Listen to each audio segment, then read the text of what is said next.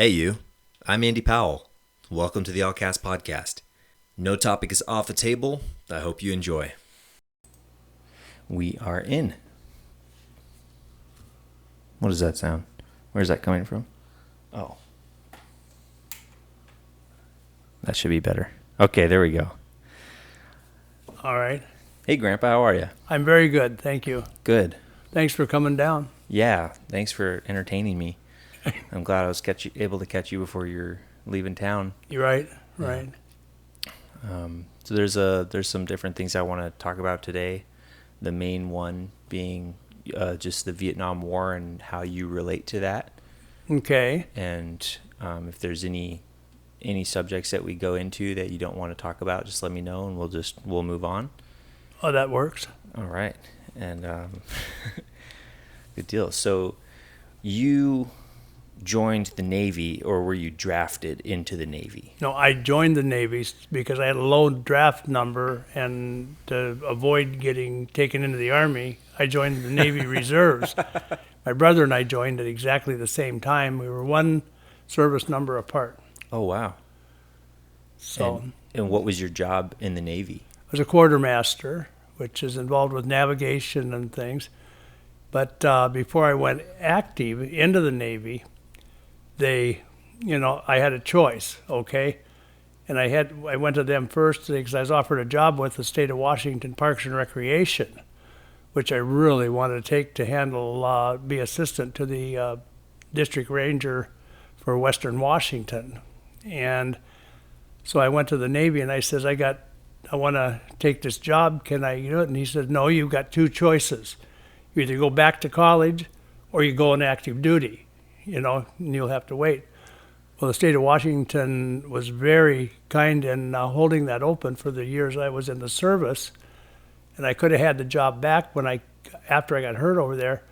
But I said, no, God's got something else planned for me and I don't know what it is. Right on. And what year did you join the Navy? 1966. So the Vietnam War had already been going for... Oh, it's been going for 11 years almost. Yeah. Okay. And what was it like before you joined? What was the flavor of society in America like? Society, they were totally against the war. There was demonstrations and everything. A lot of stuff going on in Washington with demonstrations against the war. That it was not a good war. It just wasn't liked by a lot of the younger generation. And what was their reason for not wanting to be a part of the war? It was not really America's business to be in Vietnam. I mean, because it was... we had no grounds that we had claimed, and the communists wanted it anyhow, wanted Vietnam too. So this was China, the Soviet Union? No, not Soviet Union. No, just China. China was very involved in it. China and North Vietnam were communist, and they were trying to take over South Vietnam to make it part of them. That's correct. Okay. That's correct. Okay, that makes sense. So then there's a lot of controversy around how the war got started with the Strait of Hormuz, I think it's called. I think you're right. Or the, what's that called? Oh, no, that's a wrong war. Wrong war. I was going to say, yeah. The Gulf of Tonkin incident. Gulf of Tonkin incident. What do you know about that? I don't know that much about it. There Okay. was, I think there was a conflict that happened out there that brought us into it. Yeah. Okay. So when I went active duty, I was in San Diego, and from there I was on the USS Providence, which was the flagship for the COM 7th Fleet. And we went all the way across over there. So I served some time on the USS Providence, and then I transferred to the USS Theodore E. Chandler, which is a destroyer. They moved me there because they had a shortage of quartermasters. And then from there, I volunteered to go to Vietnam because I didn't like to work with Chandler. And you'd rather be in Vietnam than be on that ship. Now then they sent me back to the United States for wartime training. Okay. So, and that's when I trained on Coronado Island at the amphibious base there, and then at Camp Pendleton with the Marine Corps, and then I went back over to Vietnam in January of 1968. And what was your training like on Coronado Island? It was very interesting. A lot of war training. Prisoner war training, this sort of thing, weapons training, So you learn the combat weapons, training, you learn how to actually. fire them, you learn how to shoot, move, and communicate, things like that. Exactly, So exactly. with like prisoner of war training, is that something where they lock you up? Oh yeah, it's a week training on Whidbey Island. Okay. It was on Whidbey Island And anyhow. they put you into the position as if you're a prisoner of war? Sure, they let you go and then they'd catch you. Oh, wow. It was a. It And was then a, you have to try to it was like escape or survive? Yeah, it was and survive. But it was really an experience. And from there on, then it was just a week. So it wasn't too bad for a week. But from there, then we went over. They flew us over to Vietnam, and I landed in Da Nang. Vietnam was where my home base was with naval support activity in Da Nang. That's when they assigned me to the LCU 1477, which I was on when I got hurt. Now, what type of ship is that? It's a landing craft utility. It basically hauls a lot of cargo, and we took a lot of munitions and stuff upriver to support the Marine Corps and the Army. And we go all up to Hue, Qua Viet River, and we were up near Hue when Hue got overrun by the communists, and we got down river, and then we at the Qua Viet River. This was in April of 1968 when I got hurt on the river, and we'd had 5,000 of the North Vietnamese Army had overrun the river, and 5,000 troops? Troops did. Are these mostly foot soldiers? From Vietnam, from North Vietnam. It was part of their military. Yeah, they were just regular soldiers. Did they have craft in the water as well? No. Okay. No, they fired from shore. And there was an Army boat that was going with us. In the morning we left, we decided when we'd heard the overrun, we took off downriver. We usually were supported by air cav, but they didn't get there. Army air cav would support the river, but they didn't get there in time to help support us because of the fact it all happened so fast. And as we headed down, I saw the shot from the shore that hit the Army boat behind us, but I don't know anything what happened with that one. And then it was just I saw the gun shoot at the Army boat and went to call the coordinates in. I gave the coordinates to our radio man, and he didn't hear me, so I got down from where I was, which was pretty well sandbagged, where if I'd have stayed there, I probably wouldn't have gotten hurt. But I went down and called in the coordinates of where it was, and then I went back out and showed him where it was, and that's when that's when they hit our boat. So the ship got hit. Do you know what kind of munition hit it? It was a 106 recoilless rifle round. 106 recoilless rifle. Yeah. Okay. And so you joined in 66 and you got hurt in 68. That's correct. And how much of that time were you actually serving in Vietnam before you got hurt? Well, we were in the waters of Vietnam from almost for 17 months. I was there between the Providence and the Chandler and my in-country service. So for almost a year and a half, you're helping to move munitions and gear No. and supplies? I was the Providence was Com 7th Fleet, so he was handling all the ships in the 7th Fleet that was over there, and then they needed people on the Chandler, and they transferred several of us over to the Chandler because they didn't have any quartermasters to speak of there. And then from the Chandler, I didn't like the duty on the Chandler, so I asked to be transferred, and I volunteered for Vietnam. Yeah. Okay. So then when you showed up to Vietnam that time, until the time where you got hit, how long was that? Oh, that was from January of 68 till April 30th when I got hurt. Okay, so it was about 4 months. Yeah. Of Actively running the moving. rivers. Yeah, running the rivers. Okay. Wow. And when you got hit, what happened immediately thereafter? Did you go unconscious?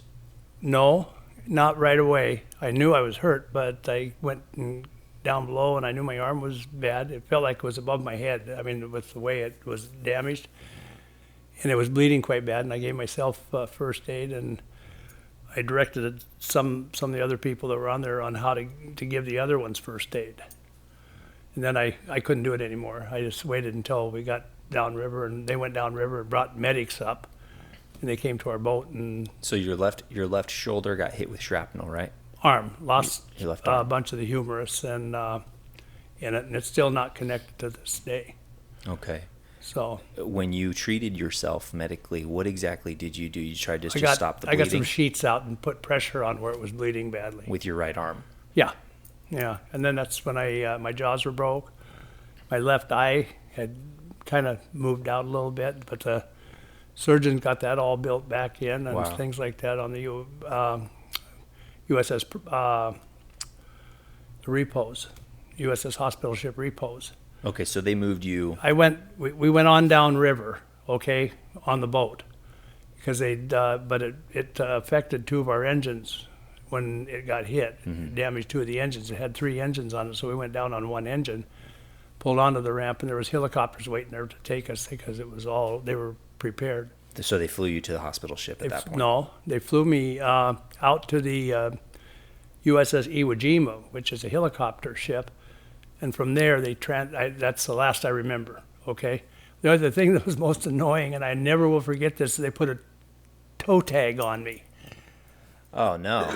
and then that was annoying putting the toe tag on. That's when they started giving me blood and stuff like that. Well, there a toe too. tag is generally meant for Yeah, when somebody dies. I know. You put the toe tag on Exactly. before you put the body bag on. Right. And they put a toe tag. They just took the liberty of. Putting a toe tag on. Oh, and that's nice of them. And the first thing they asked me is if I was a civilian, because I didn't have any dog tags Oh. on, or anything, and I was dressed pretty loose, plaid Bermuda shorts and tennis shoes. Oh, so you're just on And the he deck of the said- ship and on the river hanging out. On our boat. Well, no, we were headed down with our flak jackets and all prepared for something.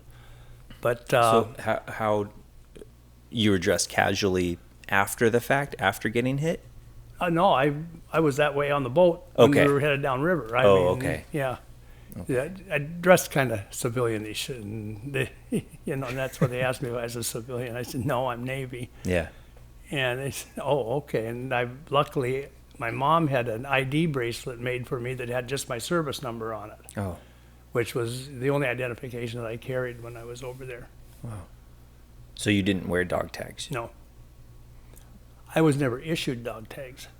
Were they issuing dog tags to forces at that time? Oh, yeah. How come You they- always issued. I was never issued Why dog did- tags because I started out Naval Reserve, okay? But I had a 2-year active requirement. And I don't know. I don't know why I never got dog tags. I just didn't. Wow, that's weird. All right. So So you got onto the hospital ship and you were unconscious at that point. I don't remember the flight from the Iwo Jima to the USS Repose. Is that where they did reconstructive surgery, or did they move you somewhere else? No, they took me there to basically stabilize. Once they get you, I spent 10 days on that, and then they stabilize you, and then they flew me to Yokohama, Japan. I was at the U.S. Army Hospital for a month in Yokohama. And that's where they did some of the surgeries, but they rebuilt my eye on the Repose and sewed it all shut and everything else. And then when I got to to Yokohama, they opened it up and they said, "Can you see out of it?" The ophthalmologist said, "Can you see out of it?" I says, "Yes, I can see out of it fine." And out of my right eye, everything was at a perfectly vertical thing, but out of my left eye, it was on a 30-degree slant.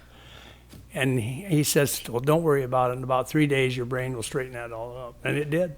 No kidding. Oh, I'm amazed. Yeah, and it did. It straightened it all up. And Reset I have itself. It reset itself, and I have I've got good vision now. Wow, that's Other amazing. than I had cataracts a while, just not that long ago. But that wasn't from the injury. Every time you have an eye trauma, you will get cataracts. Oh, okay. So, Okay. but that's all been taken care of, and I see well. I That's can see awesome. the golf ball on the green. That's important. You better- Right on. So you were in what was it you called it? I was in Yokohama, Japan for over a month. For over a month. But just backtrack a little bit. When I got hurt, I was pointing over the radioman's shoulder of where the gun was that shot at the boats. And that's when the explosion happened, and there was 3 of them killed. 3 of our people were killed. And he got killed, and I was between him and the explosion, or he was between me and the explosion. And it was, and I must have, it knocked me down, and I hit my face on something, broke my jaws and everything like that. They put that all back to, reconstructed all that on the USS Repose too. So the doctor, the stair came down, and he said, later on, he says, "Can you move your fingers in your left arm?" I moved them a little bit, and they said, "We'll save your arm." Awesome. And As opposed to cutting it off. exactly. Oh, So okay. that was a gift from God. Yeah. And now you have limited use of that arm. Very limited. It's a good paperweight. And, do you have any trouble with your jaw? No. Awesome. No, I have trouble with my teeth because I had a lot of teeth knocked out too at the same time. Okay, so they put in fake teeth at that point? I got I got those later. Okay. So then they flew me out of Yokohama, Japan, to Travis Air Force Base, and then to Oak Knoll Army Hospital. And that's when my mom and dad got involved, and I told them, "Leave me alone." I said, "I don't want to see anybody, just leave me alone." Well, they got Senator Jackson at that time involved, and they got me transferred up. They did a skin graft at Oak Knoll Hospital in Oakland, California. And that's a Navy hospital there. And then after that, they transferred me up to Washington, and that's because of Jackson. And I spent 3 months at Madigan General Hospital, another Army hospital, up there, and that's where they built my teeth and stuff like that, fixed my teeth and everything else. And then from there, I went up to Bremerton to get out of the Navy. And that's where they wanted to move me out of the Navy. And I said, well, I'll move as soon as I talk to a lawyer. Mm. And I did that. And I had a very good lawyer up there that helped with some of the disability stuff that came. And then they moved me up to the VA hospital up in Seattle. Mm. That's where they did some reconstructive plastic type surgery on my face to bring it back into looked like I had a real mouth. Wow. And stuff like that. Wow. Where were we? Seattle. Seattle, you got a lawyer. You said you No, I got that at Bremerton where I talked to him, and he helped me for my retirement. So I retired at the ripe old age of 21 from the U.S. Navy. And the disability pay was better if I went through the VA rather than accept the Navy pay. Oh, interesting. It is, yeah. So you said your parents had gotten a congressman involved? They got Senator Jackson Senator. At the time, and he's long since passed away. But they got him involved, and he's the one that got me transferred up to Madigan, which was close to my home in Washington when we lived in Washington. How did they access the senator? Did they write him a letter? I guess I don't know what they did. I don't know, but he was on the Armed Services Committee too, okay. And that was one of the things that I think got him to move on it. And hindsight's 20/20. I think they did a good thing by doing it, but I didn't want anything to do with seeing anybody. Okay. How long was your recovery? How long were you before you were moving away and doing whatever you did next? Well, I spent the time up at the VA hospital, and the doctors finally said, you should get away from the hospital for 3 to 5 years and let yourself heal up. Well, when I left Seattle, I'd never been back. Never went back to the VA, which is sad because there's a lot of things the VA can do for the veterans, and over the past few years, it seems like they've done a lot better stuff for the veterans. Before it was very political. Oh, okay. I recall seeing maybe 10 years ago or just under 10 years ago, there was some issue where there were veterans under VA hospital care who had actually died because of negligence. Yeah. But I've been fortunate over my life from Vietnam to present to be able to pay for my own civilian health care. So I did a lot of that stuff myself. That's good.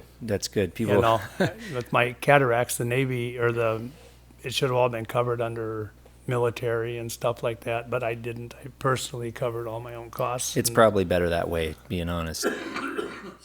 I know a lot of the VA stuff is kind of a check the box situation, or just get it done, and they don't necessarily go above and beyond. I don't know how it is today. They're better now than they were, but they went through it. I don't know. It was just like move them in, move them out. Yeah, just the way the And military's just give run. them a pile of pills and send them on. Yeah, well, I had a whole medicine cabinet full of Darvon from Seattle, and I dumped all that and everything. And what is that? it's a pain med. medication? Yeah, and I Okay. didn't have pain. Oh, right on. That's Well, good. it's funny because at the VA hospital, they thought I was going to have a speech problem because of the damage to my mouth. So they sent, and this is a kind of a fun part, they sent me to the Ron Bailey School of Broadcasting in Seattle. And so I went there for quite a while, and I, so I got my license, my FCC license or FCC licenses to do broadcasting, and I never did it. Mm-hmm. But I thought it was an interesting way to work on speech therapy. Yeah. Interesting. Did you have any interest in doing broadcasting or radio at the time? Oh, Or that's- yeah. Okay. As a matter of fact, there was a job in Bozeman, Montana that I was really interested in, country western station, but I never bothered to apply for it. Mm. I never pursued broadcasting. Mm. Really pursued it. Yeah. Not at all. Okay. Before you got injured as you were going up and down the river, did you guys have contact? Did you take fire or return fire or anything? No, a lot of before times that? not very much, but they would fire on the ramps. When we were on the ramps, they'd shoot into the ramps where we were unloading. Okay. They Now, what was the method of defending that? defending Defending, yeah. the ramps. Yeah. There really wasn't any. No, you did. Did you have guns on any Oh part yeah, of that? we had ship guns to in our shoot? thing. Okay. On our boat. Yeah. Oh yeah, we had 20 millimeters. Oh wow. Did you have And smaller twins. arms to defend Oh the yeah, ramp? yeah. We had all the M16s and shotguns and pistols and I mean, we had weapons on the boat. That was Okay. not a big deal. Were they doing like pot shots from far away when you Yeah, have the ramp yeah, open? yeah. So defending, it's not really an option unless you're. No, you really don't. From that boat, it's the only thing that you had that would do any distance was the 20 millimeters. Okay. But unless that you're. was rare. Yeah. Okay. What kind of? Do you keep in contact with any of your people that you were with? No, No. I've never contacted them. I did when I got back to Washington. One of the radio men that was standing between me and the explosion, I did talk to his family, and they lived down in Castle Rock, Washington. And I did talk to their family, but it was only one time, and that was it. Is there any reason for not talking to those guys? Not really. Not really any reason. I know where a lot of them are located, but I've never had any contact with them. What did they have in place for you, being a medically retired soldier? What do you mean? As far as the care, like the VA care, any kind of like PTSD type of care, any? We didn't know what PTSD was back Mm-hmm. then. I mean, I think it's a new acronym that's come up, but I'm sure it existed for a long time. They called it shell shock. Yeah. So did they do anything for that back at that time? No. So just drink water and drive on. Yeah. When you got out and you were integrating back into society as a citizen, were you treated differently based on your experience, good or bad? Not really. You just didn't talk about it. Okay. You just People didn't talk about it. They didn't ask about your injuries, anything like that. A lot of people asked. They still thought I had a stroke because Okay. the way I carry my left arm. Well, that's convenient. You don't, Yeah, don't have to so talk about it then. Yeah, right. No, and the grandkids get a kick out of it because I can lick my elbow. I remember when I was little, you remember you used to you do said, that? I'll give you $1 or something if you can lick your elbow. I can do it. What's your problem? That was fun. You got to have a little fun with it. I mean, you can't be moping around all the time on Yeah. that stuff. You got to move on. Yeah. And of course, your dad's mom, her and I, we were married at the time up in Seattle, but that didn't work and that sort of thing. And the VA, when they said get away from the hospital for 3 to 5 years, we did, and we parted company, but not on bad terms and this sort of thing. But I got to the top of Snoqualmie Pass in Washington. I stopped there and I says, I know what's behind me, but I don't know what's out in front of me. It's put it in God's hands of what He's got planned for me. I don't know. And that's when I went to Michigan. And in Michigan, there my folks happened to be in Michigan at the time, and I stayed in Michigan and that sort of stuff. So about 10 years, I didn't do anything. They just go at the mailbox and get my checks. Mm. And then finally, Mary, my current wife, that we've been for 48 years, she says, well, what are you going to do when you grow up? And so she was going to school, working on her master's at Wayne State, and she says she wanted me to go down there with her. I said, what am I going to do? She said, well, take some classes. So I said, okay. I took some classes, and Much better. at Wayne State University and in business. She said, well, take some business classes. So I said, okay. So I took some business classes. By the time she got done, I had so many credits that I just transferred to Walsh College, and I got my accounting degree, which, I must have been God's plan again, because I never would have dreamed of being and I became a CPA as a result of it. Never would have dreamed of it. I mean, that was the furthest thing from my mind of becoming an accountant. Wow. How long did you do that? I did it for 9 years, and then I made partner with the firm, and then a friend of mine needed a controller. So I said, well, can I have the job? And he said, sure, So I gave up my partnership and went to work for him, and then 4 years later ended up buying the company. So that's what I've been doing for the past 32 years is that. I know a little bit of something about that. How much did you buy the company for? $1. How did that work? It worked out great. No. But, well, How did it come to that? well, the owner then was retiring, and well, believe me, we made him flush because we borrowed a lot of money to pay him. Hmm. So, but anyhow, it was all done through financing to make it work. Okay. Very cool. So after you got out of the Navy,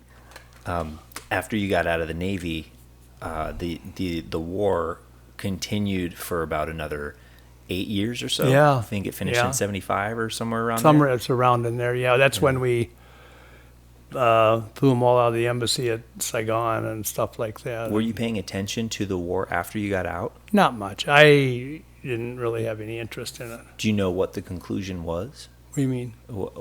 How the war ended? No, we got our ass kicked. Is that what happened? As far as I'm concerned, we did, Okay. because we have not won a war since World War II. Hmm. I can agree with that. I mean, yeah, you've got experience, you know it. Oh, that whole thing has become a disgrace. It's a fiasco. It's a disgrace. It's a disgrace. It's a disgrace. This Afghan thing Yeah. was a total wipeout as far as I'm concerned of Are you a aware? waste of human life. Are you aware of the guys, the former soldiers that went over there on their own to extract some of the people that they worked with? You talk about in Afghanistan? Yeah. No, I'm Right. not familiar with it All at all. right. I've been following them. So right after they pulled out of Afghanistan, that whole horrible thing, What happened there is exactly the same thing that happened in Vietnam when the communists took over South Vietnam. It's identical. It's a repeat. I mean, almost a mirror image. Who was in office at the time of the end of in 75 or 76? Oh boy, you're really testing me now. Johnson was the one that raised the troop level in Vietnam.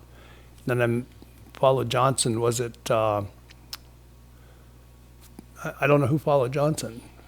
I don't remember. I'd have to look it up. I'd have to Google it. Yeah. So with the pull out of Afghanistan, you saw what happened. Oh, yeah. Most people saw what happened. It was a waste. After that, there were a lot of the special forces community that had an interpreter. Mm-hmm. One of the guys had an interpreter friend who still lived there, and his family, and he cared about them very, very I know. much. I've heard about that on the news. I've watched that. Yeah, that part. It's sad. It's really sad because the Taliban's killing anybody who had an association with the Yes, United States. they were targeting those people. So what these Exactly. guys did, they collected a group of former special forces soldiers, and they went over there through the United Arab Emirates, and they were able to enter Afghanistan on a commercial flight. Go And figure. So they dropped in, and under the cover of night, they found a way to extract 10,000 people who had worked with the Americans in a 12-day period. Well, they took them back out Yeah, that way too. But that was a monumental task to Yeah. get that many people. absolutely And incredible. there's still a lot of them over there. Yeah. Still a lot of them and that sort of thing. But Yeah. it's sad. It really is. And that's why, it's having something in common of, a non-winning war. You have that, and Yeah. I have that. Yeah, so I wasn't aware that Vietnam ended so poorly. It did. It basically the United States abandoned South Vietnam, Yeah. and when they did, the communists took over. And What did they tell the public was the reason for going into the war? I think it was political pressure. Okay. I think it was a lot of political pressure to get out while you can. But it's such a waste. 60,000 lives were wasted. That Vietnam Wall is just, I cry when I see that Vietnam Wall and all the people on it and the 3 guys that I knew that are on that wall that were killed when I got hurt.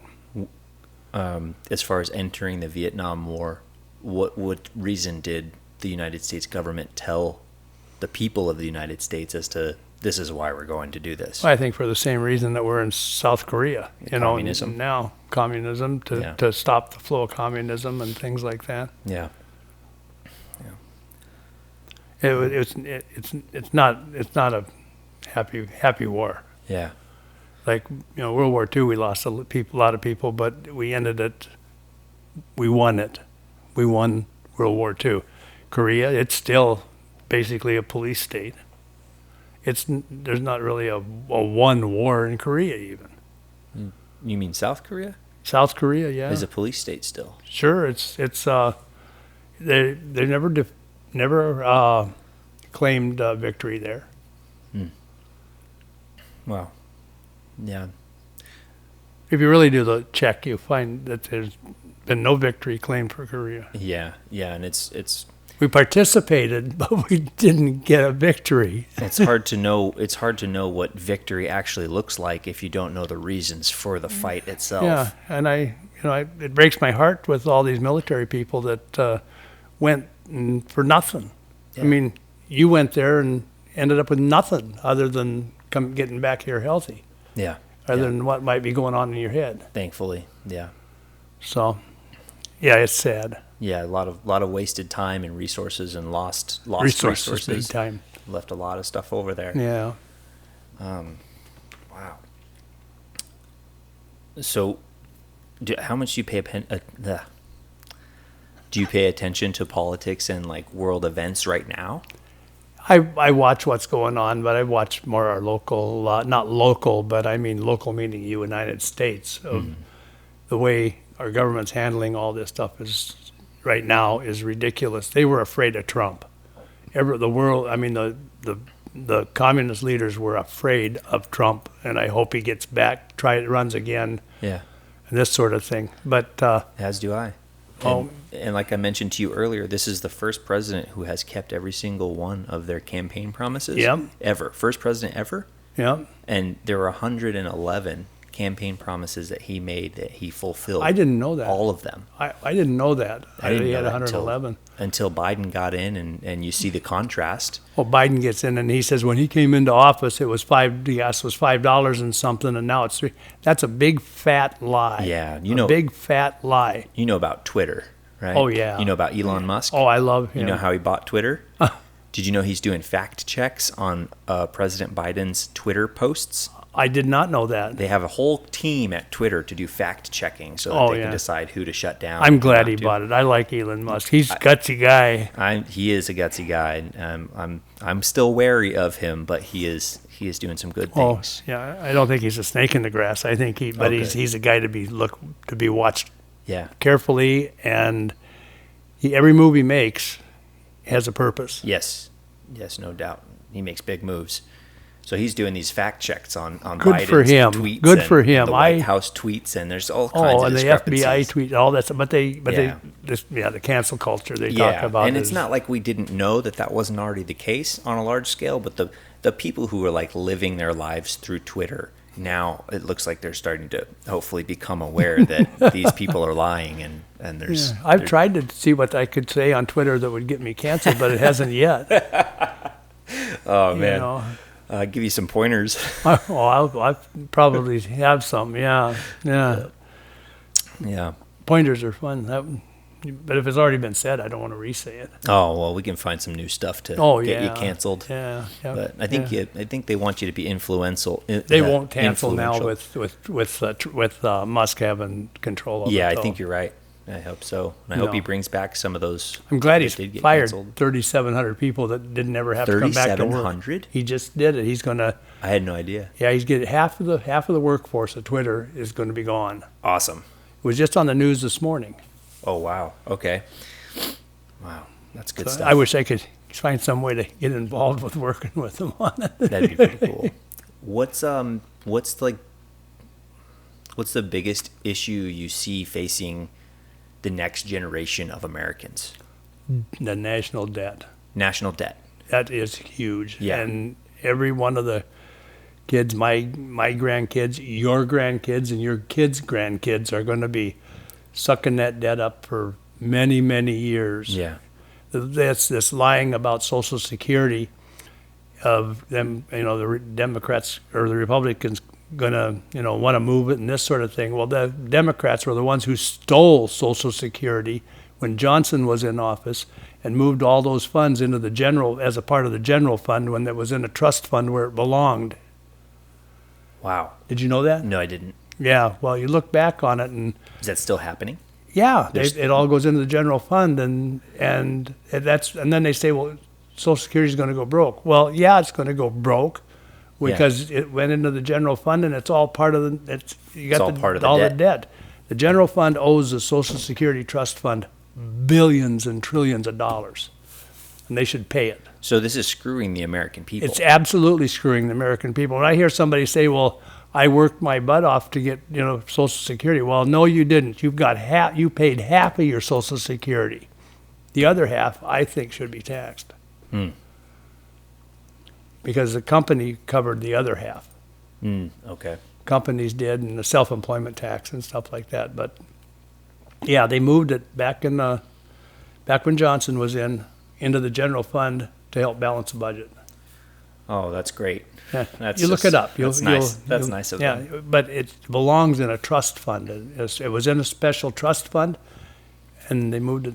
That was sad. Yeah. Wow.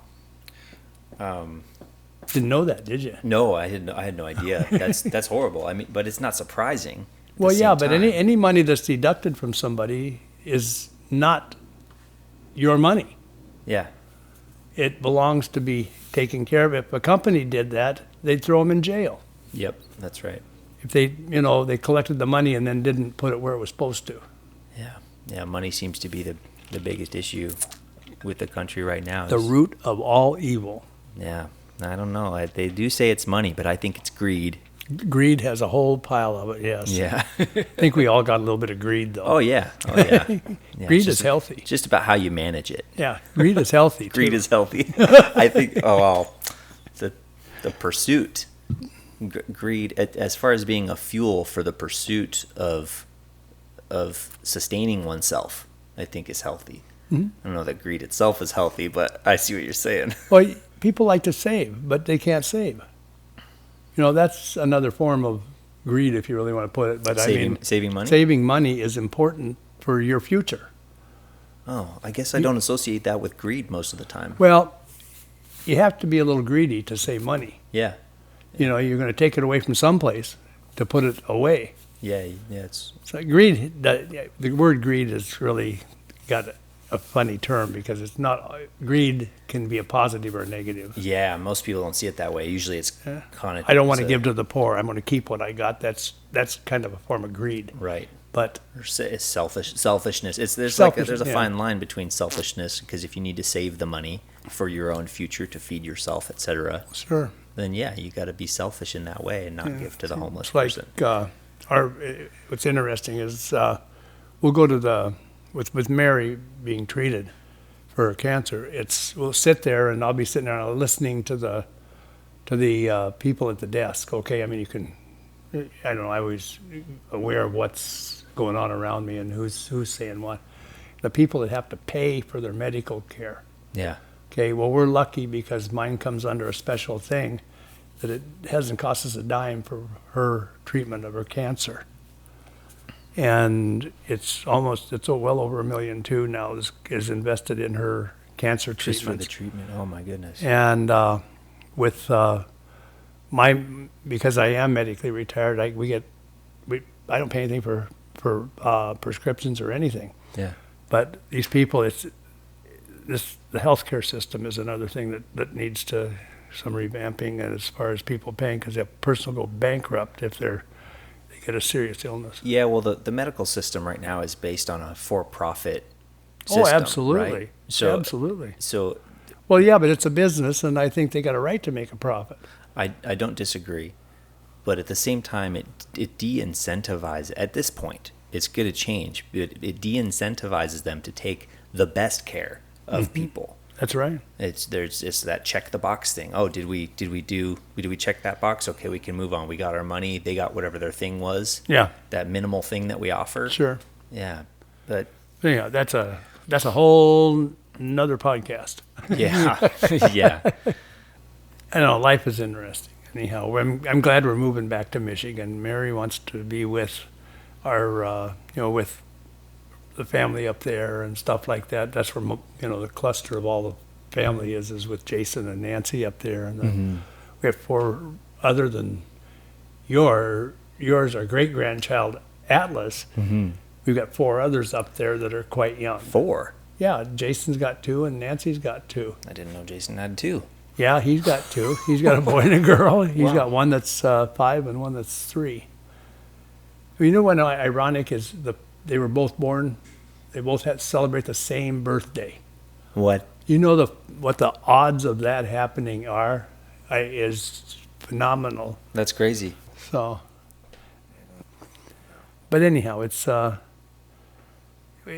we're looking forward to the move. I'm emotionally having issues with that, but it's on top of her health condition too that's created some of my emotional issues. And what are the emotions? Are you sad to move away from Arizona? Yeah, I like Arizona. Number one, I don't like the cold. Yeah. And we're going to get lots of cold in Michigan. Oh yeah. You'd be moving right into it. Yeah, but that's where my business is and stuff like that too. So. Yeah. So. But it's bittersweet. Yeah, it's got a bittersweet, and our place is all sold now, so we don't have to worry about that. Nice. But the mess we got around here, you're sitting in the middle of it too. Oh, I won't be there for long. No. So, but anyhow, I just like to see the success of all the family. What would you say is the most important thing that you've done in your life? Oh boy, the most important thing, well, the most surprising thing was becoming a CPA and doing my stuff. But most important thing is having a good family. Having a good family, that's number one. Family is number one. Mm-hmm. So that's with that, and with putting God in your heart and living with Him. Mm-hmm. That's important too. And Mary's got such huge, strong faith, and that's important, and it kind of keeps me moving too at the same time. Oh yeah, yeah. A lot of the stuff that's going on, you can let your faith slip if you're not careful. Oh yeah, yep. I've experienced that quite a bit myself. Yeah. Yeah. So are you back in going to church with your folks? Yeah, I am. Good for you. I am. Good yeah, for you. It is. It's been a huge relief, actually. Oh, it is, and you feel good when you go, and there's. Yeah. There's So. Community. Everybody's kind of on the same We page. need each other. Trying to be better. Oh yeah, we definitely. We all need each other. Yeah, we do. Yeah, that's overlooked. I've told all the kids, I says, we took care of you the first 18, now you got to take care of us the last 18, kind of thing. Yeah, diapers at the beginning, diapers at the end. I also tell them, and I think I said this to your dad too, is, you guys are going to have each other a lot longer than you're going to have us. Yeah. So take care of each other. Yeah. No matter what, take care of each other. It's so important. And the same thing goes for you and your brothers and sisters. You're going to have each other a lot longer than you're going to have your parents. Yeah. So That's it's right. very important. Yeah. And even if you get angry with one, it doesn't matter. Love them anyhow. Was there a period in your life where you didn't have a belief system, or you didn't believe in God? Well, no, not exactly, but I always tease Mary. I'm a convert to Catholicism, and I keep teasing her about, well, that was part of the prenup, you know. She says no, you know, that's her name, but that was good for me, you know. So before being a Catholic, what were you? Basically nothing. I was just, I classified myself as Christian, but, you know, a believer, because I knew, you know, when I stopped at the top of Snoqualmie, I said, I don't know what God's got in plan for me, but it's out there somewhere. Yeah. So, and he'll lead me. So, and sure enough, he did. So, but no, that was a year or so after Nancy was born. So we celebrate 2 anniversaries: our marriage date and the date I became Catholic, which went through all the sacraments and everything like that. What are the sacraments they do? Oh, you get everything from baptism. We did baptism, first communion, confirmation. What is confirmation? Confirmation is when you really give yourself to our Lord. Okay. And then marriage. Okay. Oh, interesting. Then if you get sick, you get anointing. My cough is from too many years of bad habits. Yeah. Yeah. Yeah. Are you still smoking? A little bit. A little bit. Just enough to keep you going. And just after a meal, they always taste good. I don't know why. I know. I smoked for a handful of years myself. Yeah. So did your dad, and he quit too. That's right. Yeah, he did. Is there anything else that has happened in your life that's really significant that you'd like to share? Like any kind of wisdom that you've learned? Oh, Something that I can carry forward to my kids. love one another. Love I mean, one just no matter how wayward they become, you know, love them no matter what, because everybody's got something going on in their head. Yep. Don't always know what it is. And you know, just because they don't verbalize it doesn't mean there's not something going around in there. Mm-hmm. You got 2 parents that are very good people. I mean, they really are very good people. Yeah. Your dad likes his wood shop. Oh, yeah. He's good at it, too. I enjoy the stuff he makes. What do you think happens when you die? I don't know. I've never been on the other side. No? No. You don't have plans? Are you taking a satchel with you or anything? Yeah, right. A I never backpack? saw a hearse with a U-Haul behind it. But no, I think, you know, if you live a good life and this sort of thing, I think the eternal life is going to be good. Yeah. Does Jesus have to factor into that in your... Oh, absolutely. Yeah. Absolutely. Yeah. You know, I think I become more religious. It's one of the significant things you asked earlier. Become more religious as a result of Mary's inconvenience with this cancer. Yeah. And she's not going to get over it. That's the problem too, and that's where some of my emotional issues are. Yeah. It's there, and she's perfectly content, and she knows that it's in God's hands, Yeah. as all of our lives are. Yeah. Yeah, when those things come up, it starts to show you kind of how precious life is. Yes, it is. You don't really know it is. until you look at see that little kid of yours at Atlas. You hang on to that, because those days will be gone before you know it, and he'll be saying, "I want the keys to the car, Dad." Oh, he's already doing that. He likes to shake them. He likes to sit in the driver's seat and turn the wheel and push buttons. But enjoy. Did your mom give you all that, the blocks and stuff? Yes. All yes. the Lego blocks? Yep, Okay. I got him. His birthday's coming up this Monday, so he's going to get some of that for his birthday. Oh, he should get it. It was all for him. Now you're not supposed to hold it back. Oh, she told me to go through the boxes. I was gonna go through them and take all that stuff. He'll like all that stuff. will do. All right. Yeah. deal. No, that's what stuff was purposely saved for him. 'Cause Oh, good. Okay. Yeah, it was all for him. Okay. Great. And then he'll get Unless it. she had something for Maddie and Nora in there, I don't know. Oh, I don't know. But the blocks and stuff, it gets him started out with construction. Oh yeah. Yeah. Yeah. starting Legos. to build things. Oh yeah. Oh yeah. Yeah. Well, how do we fix this mess? We got to settle the national debt and Get somebody in there who's fix the has medical balls system. to do what they want to do to make it happen. Yeah. And not worry about this. yeah. We have to change the complexion of the House and Senate. Mm-hmm. You know, Mm-hmm. they're terrible. Yeah. Yeah, that's why we need people like Eli Crane in there. Having met him and spoken with him and heard him speak in person, you can just tell that you can tell where he's at. You can see his heart. You know what I don't like is I don't like all this negative crap that goes on this advertising. You know, I mean, if somebody thinks they're so much better than them, then tell us why you're so much better. Instead of telling why the opponent is bad or whatever. Yeah. Exactly. Exactly. You know, I've yet to hear a lot of these Democrats talk about what they're going to do. Mark Kelly, he lies.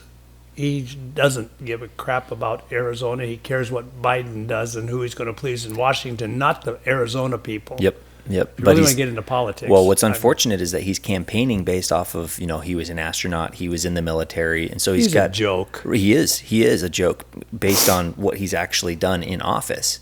He's a joke. He's done nothing. But what's unfortunate is that the people who look at him and campaigning, people aren't paying attention to politics until it's time to vote, and then they're like, "Oh, this guy was in the military. He was an astronaut. He sounds good." Oh, yeah. People don't dig past the first layer, which is the problem. That's where Americans have become complacent in being part of we the people, because the government is us.